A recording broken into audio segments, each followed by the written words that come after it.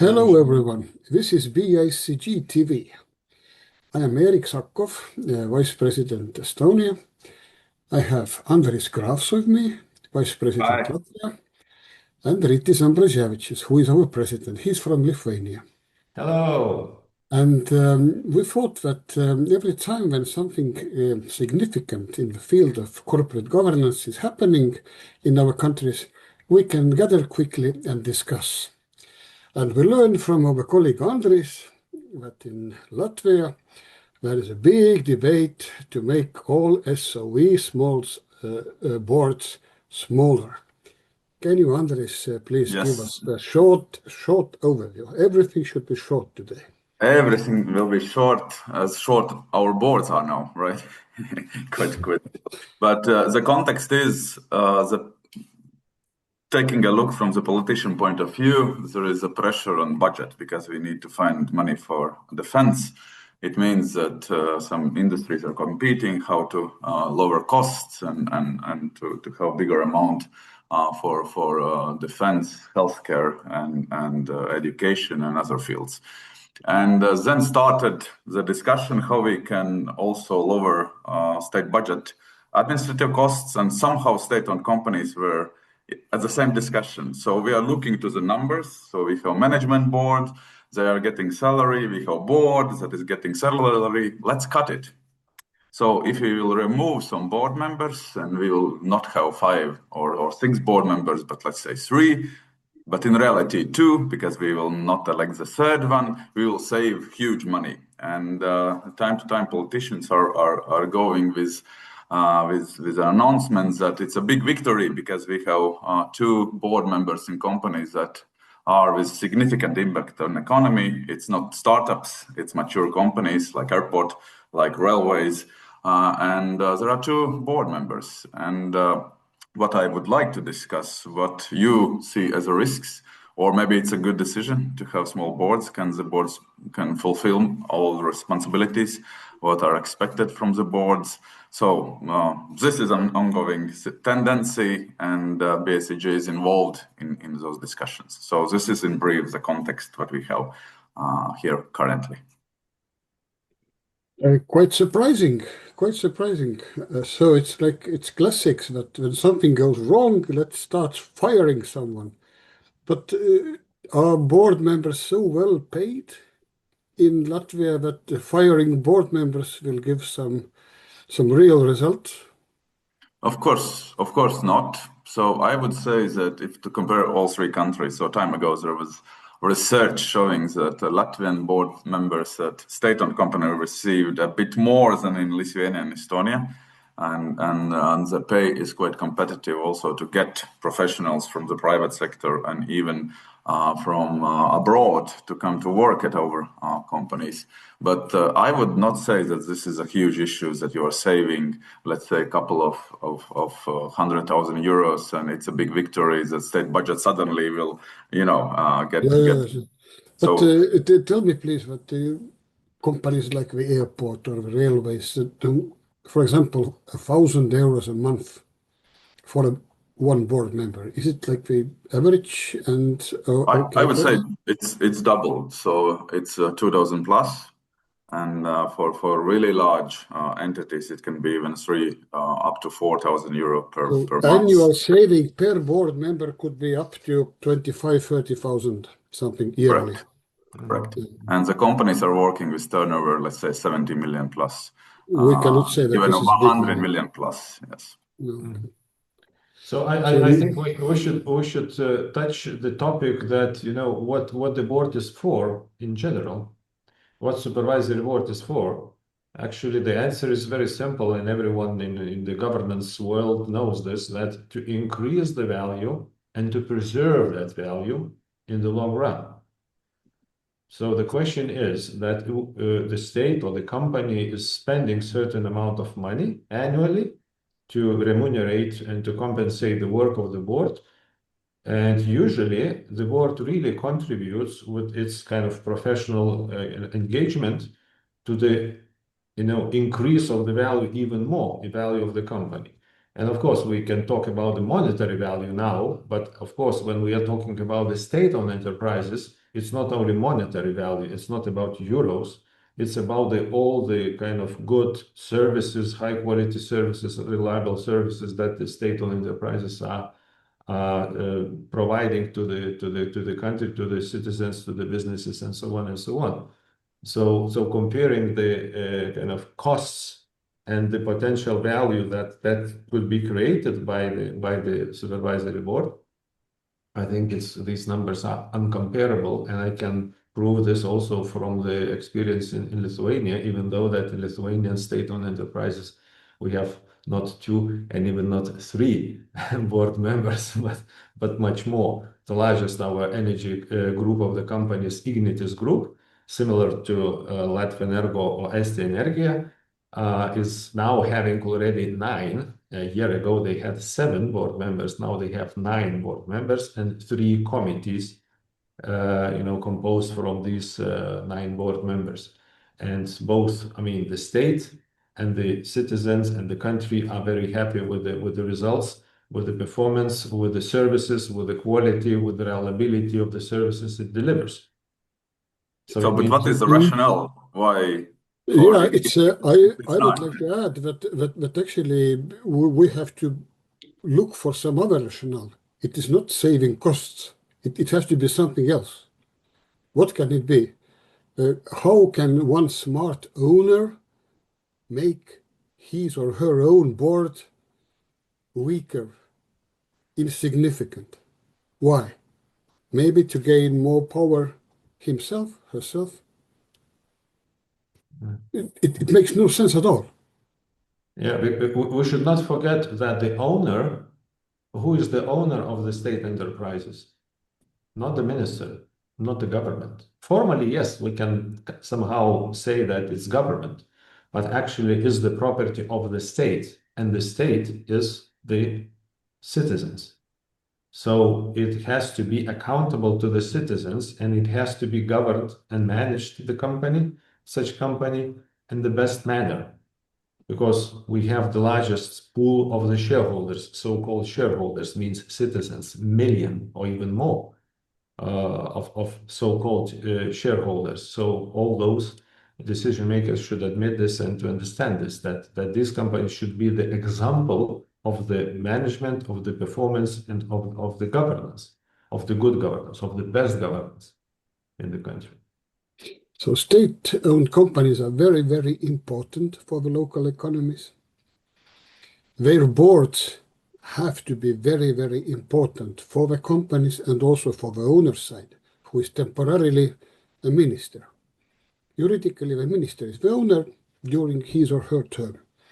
But tell me, please, that when we are ridiculing the small size of a board, let's say 2 or 3 members, it's really, really not significant. Can we give a good example? How big should be a board of a company with the size of Latvian Railways or airport and etc.? Juritis mentioned that Ignitis has even 9, but where is the truth? Yeah, Railways in Lithuania has 7 and 2 committees, 3 members each.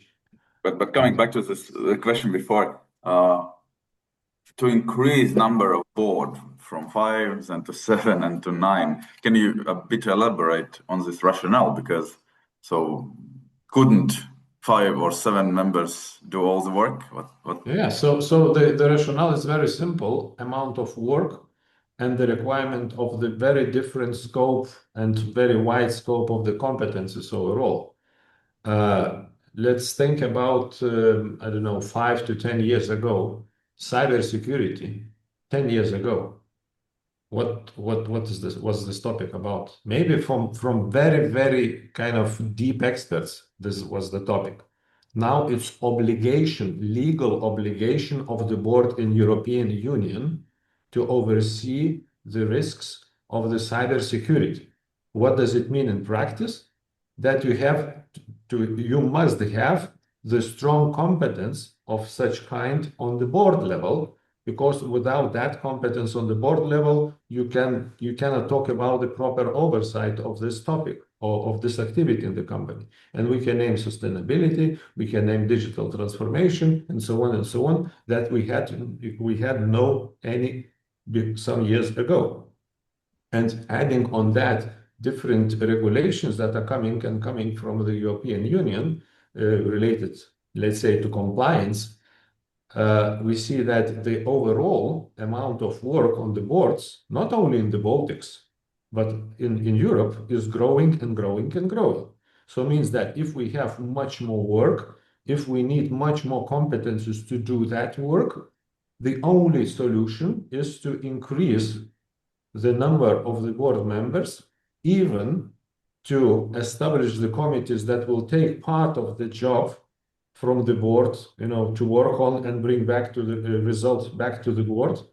There is no any other option. So all the companies are doing this the same in all the European countries. And of course, we have to add that when like 2 or 3 members is really very small for such big companies. Of course, when too big board is another threat because of too long discussions and etc. But the best advice what we can give to our Latvian friends is maybe to start from the company. To start from the company, of the situation in the company, what competencies are needed, what people are needed, and etc. to work for the company. Here it sounds like an attempt to make the boards insignificant with the aim of making the decisions elsewhere. So the minister has no board, or at least he has 2 people, so he can just give orders, making the board not performing at all. But the tragedy is that who is responsible for the board decision? Still these 2 guys were sitting and listening to the owner's directives. So the best thing to do is to really figure it out and to make some economy per 15,000 euros a year per board member. With such large companies, this is not economy. It sounds very bad. Yeah, it is actually, it sounds like a very high risk, because formally the companies have supervisory boards, and it is supposed to think, by everyone that, yeah, everything is in place. But what is the reality? The reality is not the case. So it means that we are putting very much, the companies into the very big risk. And this risk will be, exposed towards the state, towards the country, and so on, because without the proper oversight, such companies cannot last for long successfully. Yes. That's why they need it to be, it's OECD, European, this organization of Economic Development, OECD, that is kind of the key organization in the world that is kind of bringing out the best recommendations, and it says very clearly that you must have the professional boards with the dependent board members, and they have to have the ultimate responsibility for the performance of the company as a whole. And performance includes also the oversight of the operations. And with 2 members, it's not possible nowadays. And finally, our institute is famous because we are teaching board members. So the best teaching what we can get or give to potential board members when someone is asking it, can you join our board? It's a small one, it's 2 members, it's 3 members. The best advice what we can do with that size of companies, don't go. Because this is not the risk only to the company, this is the risk for you as a board member as well. What Rytis mentioned regarding this composition point of view and competence point of view, so I absolutely agree. If you need to pack financial experience, because somebody needs to understand, how this financial oversight is done. A lot of legal questions that is on a table for board members. So you need to have industry knowledge, not to invent something that is actually not working. About risk governance, you mentioned there is a lot of HR, strategic HR topics regarding labor market. We need to hire CEO. Technology is arriving, and cybersecurity, and a lot more. And once we put together a list of, I think it was close to 30 competences, what should be needed as a board, as a team. So, and it's such a lottery if government thinks that you can find 2 board members with all the superheroes.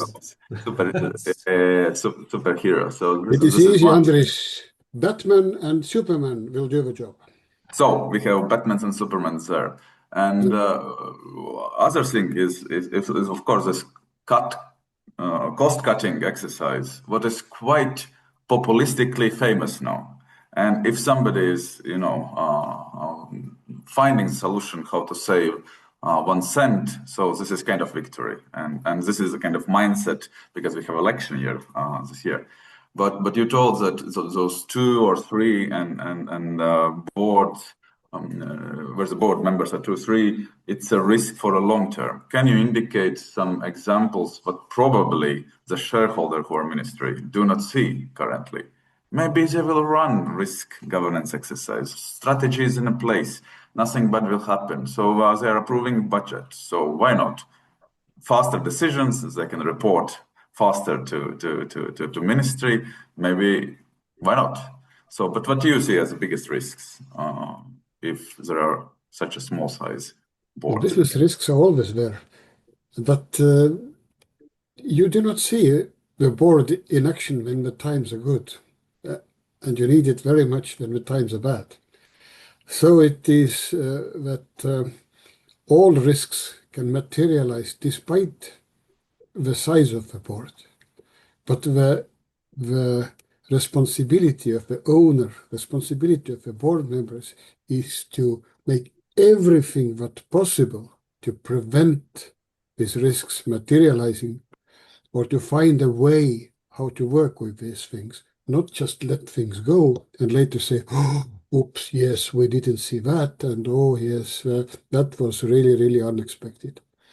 So be prepared.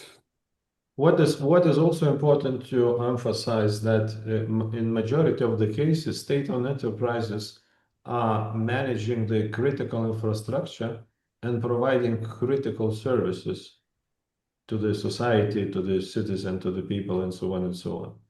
So what does it mean in this geopolitical situation? I believe that we heard a lot of stories how the companies of such kind are attacked from the cyber criminals from any country, and so on and so on. So we just can try to imagine how strong resistance to such an environment should be within the organization. And when looking to the management of the company, we can compare that management board or the CEO of the company as a driver in the sports car, in the rally. So he or she is pushing on the acceleration and driving as fast as possible. But sometimes something is happening and then they are not getting to the finish because of some very big turn or something like that, some mistake. So actually the purpose of the board is to ensure that there will be minimum mistakes, and if there will be some mistakes in the operations, they will be fixed they will be fixed very, very quickly, and no damage to the company, to the service, services it providers will be. And if there are only 2 persons on the board, or even 3 persons on the board of large state enterprises, they will not be able to ensure that. So we are risking that we will not provide the services, critical services, to our country. So it's really very, very big risk, and nobody is taking such a risks globally. I mean, if we will look not only to the Estonia or Lithuania, but to other countries, we will see that situation is kind of very clear and understandable. and there is no need for inventing some new bicycle or something like that. And that will become a politician problem if suddenly the critical services that are needed are not delivered, right? Yes. Oh, So Andres, politicians are politicians in every country. They will see no problem. They will blame someone else. But let's wrap up.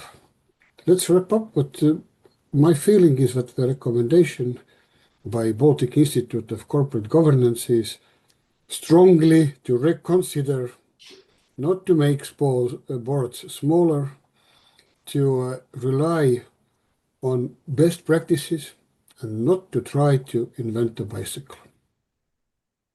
yeah, Right? yes, thank you. And what comes, about the Lithuania, I would say that we can share all the practices that are existing. I mean, from the regulation point of view and from the operations or the governance point of view in the state-owned enterprises, because Lithuania is really recognized one of the best countries to learn, in the world, actually, by OECD. About the best practices of corporate governance, how it should be done. And for years, I'm asking kind of knowledgeable people in Lithuania, have you remember any scandal or some really kind of big disruption in the state-owned enterprises and so on, some kind of negative things? Nobody remembers anything. And this is mostly, of course, management, of course, important to have a kind of competent and engaged, but also the supervision of the boards is very important as well. So we are really having a very good practices that we can share easily with our colleagues in Latvia. And last point from my side, if I may, Eric already told. I'm trying to wrap up already third time. Yes. But let's go. You like to talk so much. Just a last, if the strong and effective board can bring millions in value increase, and then to save a couple of €1,000 and to say that this is a victory, I think there is some kind of gap of understanding, and the direction should be changed. So, yeah. Strong no to populism.